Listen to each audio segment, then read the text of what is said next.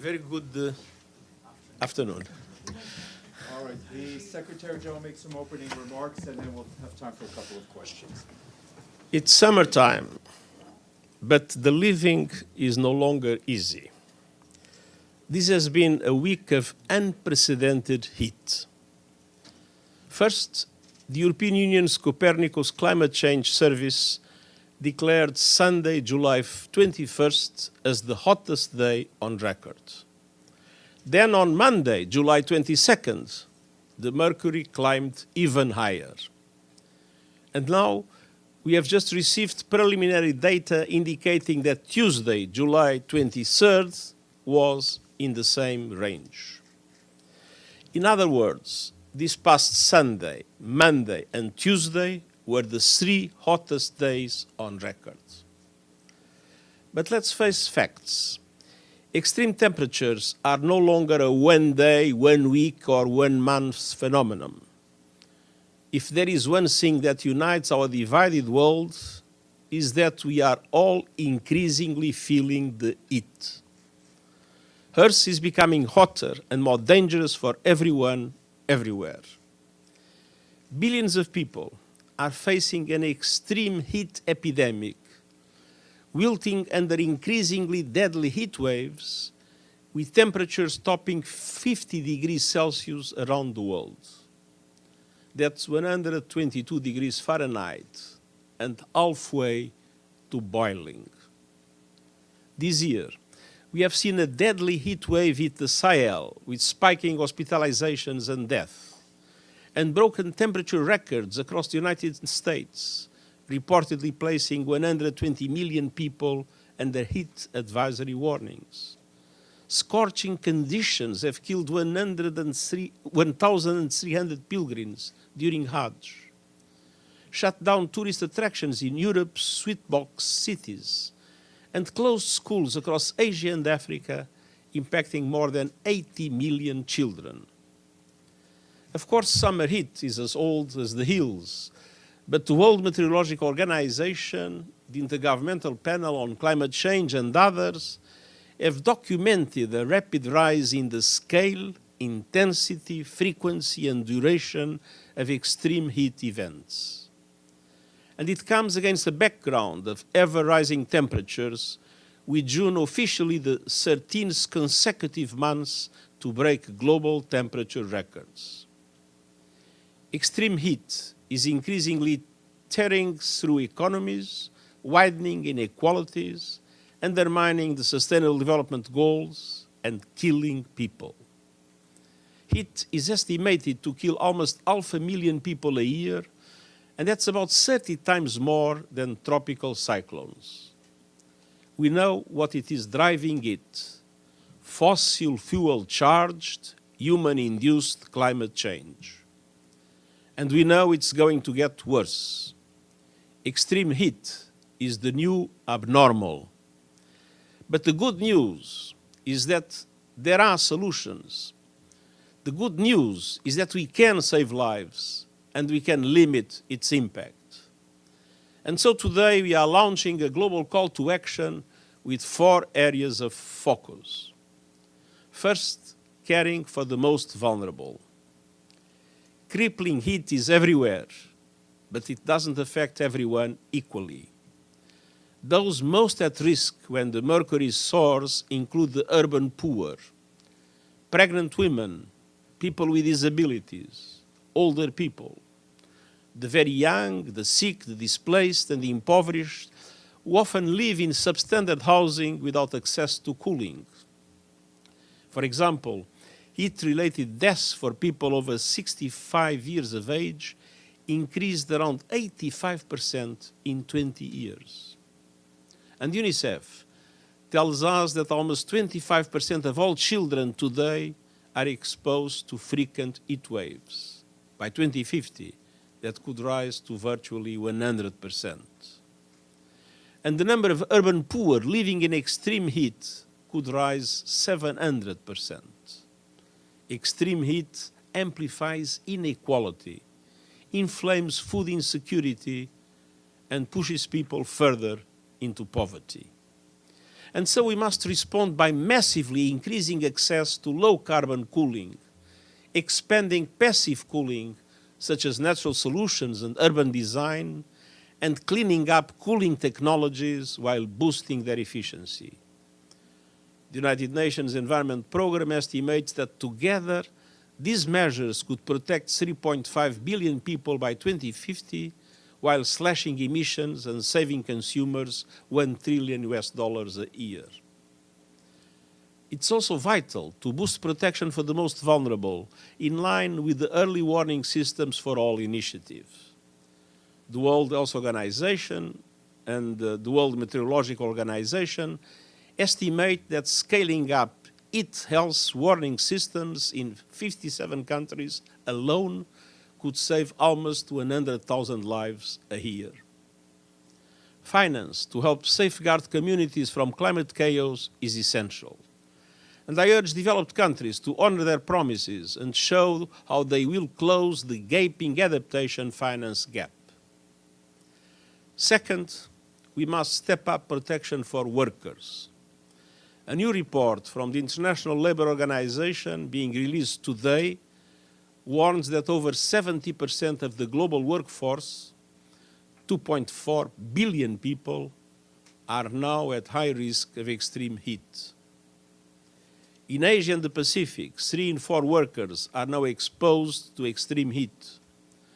More than 8 out of 10 in Arab states, more than 9 out of 10 in Africa. Meanwhile, the Europe and Central Asia region has the most rapidly increasing workforce exposure to excessive heat, and the Americas are seeing the most rapidly increasing heat-related occupational injuries. All of this is having a profound impact on people and the economy. Excessive heat is the cause of almost 23 million workplace injuries worldwide. And as daily temperatures rise above 34 degrees Celsius or 93.2 Fahrenheit, labor productivity drops by 50%. Heat stress at work is projected to cost the global economy $2.4 trillion by 2030, up from $280 billion in the mid-90s. We need measures to protect workers grounded in human rights, and we must ensure that laws and regulations reflect the reality of extreme heat today and are enforced.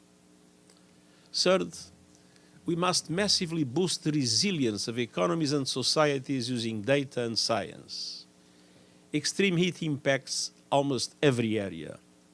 Infrastructure buckles, crops fail, and pressure piles on water supplies, health systems, and electricity grids. Cities are a particular worry. They are heating up at twice the global average. Countries, cities, and sectors need comprehensive, tailored heat action plans based on the best science and data. And we need a concerted effort to heat-proof economies, critical sectors, and the built environment. Finally, I want to make one overarching point. Today, our focus is on the impact of extreme heat. But let's not forget that there are many other devastating symptoms of the climate crisis. Ever more fierce hurricanes, floods, droughts, wildfires, rising sea levels, and the list goes on. To tackle all these symptoms, we need to fight the disease, and the disease is the madness of incinerating our only home. The disease is the addiction to fossil fuels. The disease is climate inaction, and leaders across the board must wake up and step up. And that means governments, especially G20 countries, as well as the private sector, cities and regions, acting as though our future depends on it because it does. All countries must deliver by next year nationally determined contributions or national climate action plans aligned to limiting global temperature rise to 1.5 degrees Celsius. The International Energy Agency has shown that fossil fuel expansion and new coal plants are inconsistent with meeting that limit. I must call out the flood of fossil fuel expansion we are seeing in some of the world's wealthiest countries. In signing such a surge of new oil and gas licenses, they are signing away our future. The leadership of those with the greatest capabilities and capacities is essential. Countries must phase out fossil fuels fast and fairly. They must end new coal projects. The G20 must shift fossil fuel subsidies to renewables and to the support of vulnerable countries and communities. And national climate action plans must show how each country will contribute to the global goals agreed at COP28 to triple the world's renewables capacity and end deforestation by 2030. And they must also cut global consumption and production of fossil fuels by 30% in the same time frame. And we need similar 1.5 aligned transition plans from businesses, the financial sector, cities and regions, following the recommendations of my high-level expert group on net zero. Climate action also requires finance action. And that includes countries coming together for a strong finance outcome from COP29. Progress on innovative sources of finance, drastically boosting the leading capacity of multilateral development banks to help developing countries tackle the climate crisis, and wealthier countries making good on all their climate finance commitments. The message is clear. The heat is on. Extreme heat is having an extreme impact on people and planet. The world must rise to the challenge of rising temperatures, and I thank you. Thank you. Edie? Mr. Secretary General, thank you very much on behalf of the United Nations Correspondents Association for doing this briefing. For those watching, my name is Edith Lederer from the Associated Press. Given the years, even decades of warnings by the United Nations, its agencies, and scientists that climate action has turned out to be glacially slow. And now you're talking about treating the damage. How frustrated are you? How preventable were these heat records? And how optimistic are you that this time the world's nations will listen? And if I may, on a completely different subject, what is your assessment of the current humanitarian situation in Gaza? Well, frustration is not a good feeling because it inhibits action. So I'm not frustrated. I'm determined to turn things around and to do everything I can for those that have the decision capacity to do so, to effectively turn things around. And we must recognize that a lot is being done. The increase of renewable energy we are witnessing is the fastest increase of energy production by any means in history. We see electric cars multiplying in several countries. Many things are being done, but too little, too late. The problem is that climate change is running faster than all the measures that are now being put in place to fight it. And that is why it is important to understand that we need a huge acceleration of all the dimensions of climate action. And you ask me, why should it happen now? I think what I explained about heat is probably the best answer. In the beginning, climate change was not being felt by the majority of the population, or at least by the majority of the population that have a huge contribution to decision-making systems. But now, with what we are witnessing about heat waves and what we are witnessing about impacts in public health, what we are witnessing in relation to a number of natural disasters that are impacting the richest countries in the world. I've just been informed of terrible wildfires in Jasper, Canada. Now the heat is being felt by those that have decision-making capacity, and that is my hope. And on Gaza? no, I'm not finished. Don't worry, I was not trying to escape. The humanitarian situation in Gaza is a total disaster. And it is a total disaster because it's the combination of two things.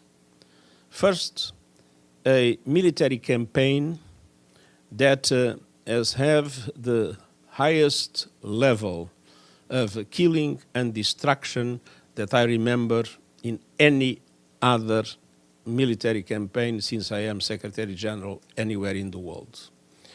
And the military campaign that has a certain chaotic nature. First, the north was attacked, people were told to go to the south, then the center was attacked and people was also told to go to the south, but all of a sudden they had to go back to the north because apparently the problem was not solved. Then they went to the south, but all of a sudden they went to the center again because also apparently the problem in the center was not solved. And anytime people were told to move to somewhere else, and people were moving from place to place in search of a safety that doesn't exist in any place. The second reason is because the level of humanitarian aid is totally out of proportion with the needs. First of all, we are in a situation of total lawlessness, a situation where the law and order has completely disappeared. Nobody is in charge of security anywhere in the area of Gaza. So we see convoys looted at any moment. And worst, we had in 3 successive days 3 UN convoys that were hit by fire on Sunday, Monday, and Tuesday. On Sunday, the bullets were lost, but on Monday and Tuesday, 5 bullets and 4 bullets penetrated our vehicles, and they were shot by the Israeli military. Even if the deconflicting had been established, and there were all reasons to suppose that those convoys could be moving in safely. So with total insecurity, total lawlessness, and then all the obstacles of a permanent negotiation in which difficulty after difficulty is put in relation to security equipment, in relation to the so-called dual-use items, and all other things that are needed for an effective humanitarian aid. With the combination of these obstacles, with the total insecurity in the country, humanitarian aid is far from being sufficient. And let's not also forget that our humanitarian appeal is only 36% funded. So the combination of these 2 factors, the way the military operations are conducted, and the dramatic circumstances in which humanitarian aid is distributed, create a very dramatic humanitarian situation. Kirsten? Kristen Salumi from Al Jazeera. Thank you so much, Secretary General. Given the attacks on UN convoys, have you reached out to Prime Minister Netanyahu while he's in the United States? And if you were able to talk to him, what would your message be? I have not reached out to the Prime Minister, but our people have been reaching out both to Israeli authorities and also to other countries exactly in order to make sure that this kind of regrettable incidents are not repeated. Margaret?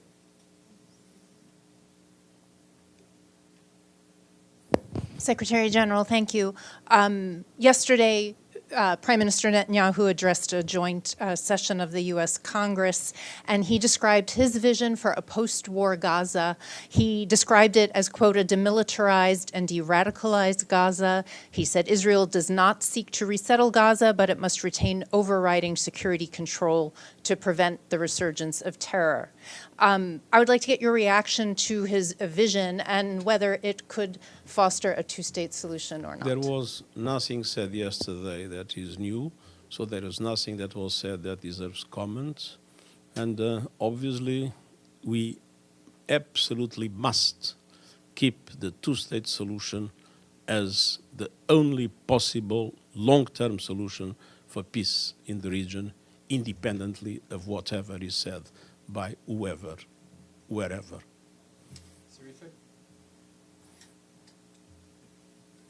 Thank you very much, Secretary General. This is Sharifa from Anadolu Agency. Building on my colleague's remarks on Mr. Netanyahu's speech at the Congress, I was hoping you didn't have to watch it because we had to.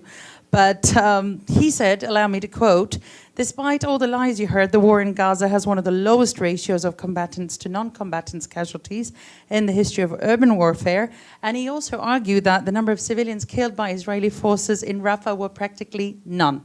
So as you said today, sir, the level of civilian killings in Gaza is unparalleled and unprecedented since you have become Secretary General in 2007.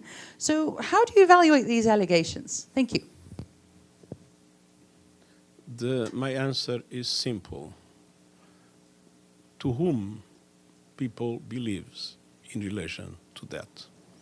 I am very at ease in relation to this question. Thank you. One last question, Benno. Thank you, Secretary General Benno Schwinghammer with the German press agency. The climate crisis is very much at the heart of your agenda, but like with so many other things in the world, the international community doesn't seem to follow you. It seems like it's even beneficial for some politicians to run against everything that the United Nations stands for. One example, allies around Donald Trump proposed a plan. It's called Project 2025, and it says, it calls on the next US president to stop the war on oil and natural gas. With this mindset, how can you even hope that humanity can win the fight against climate change? It is absolutely clear that it is scientifically proven that there is no way we can reach the 1.5 degrees without a total phase-out of fossil fuels, done, of course, in a fair and effective way. Thank you very much. Thank you.